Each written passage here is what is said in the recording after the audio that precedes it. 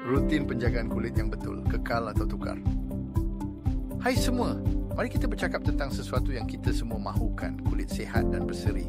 Tapi macam mana nak dapatkan kulit yang cantik?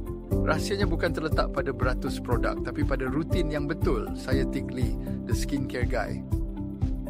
Kenapa rutin penjagaan kulit yang betul penting? Bayangkan kulit anda seperti tumbuhan. Jika terlalu banyak air, ia akan rosak, hello, jerawat. Jika terlalu kering, ia akan layu, bye-bye kulit glowing. Tapi kalau dijaga dengan baik, ia akan kekal sihat. Mencegah masalah kulit, jerawat, kulit kering atau iritasi. Tak perlu risau kalau rutin anda betul. Melambatkan penuaan, tak perlu mesin masa. Hanya cukup dengan hidrasi, antioksidan dan pelindung matahari. Menyeimbangkan kulit. Tak terlalu berminyak, tak terlalu kering, just nice. Tingkatkan keyakinan diri. Bila kulit sihat, kita pun rasa lebih yakin. Perlu tukar rutin atau tidak? Dan sekarang persoalannya, perlu tukar rutin selalu? Tak perlu. Kalau kulit anda okey, teruskan saja.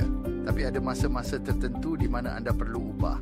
Musim berubah, musim sejuk perlukan lebih kelembapan, musim panas perlukan produk lebih ringan. Jerawat tiba-tiba muncul. Ini petanda kulit tak gembira. Mungkin perlu ubah produk. Gaya hidup berubah.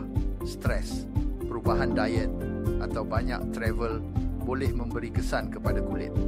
Satu peraturan yang tak boleh diubah, tak kira apa pun, pakai sunscreen. Cahaya UV tak pernah bercuti. Jadi kalau tak pakai, bersedialah untuk kedutan datang awal. Kesimpulannya, dengar apa kulit anda perlukan. Kekalkan apa yang berkesan, tapi jangan takut untuk sesuaikan bila perlu. Dan jujurlah, siapa yang ada koleksi produk skincare penuh tapi tak guna?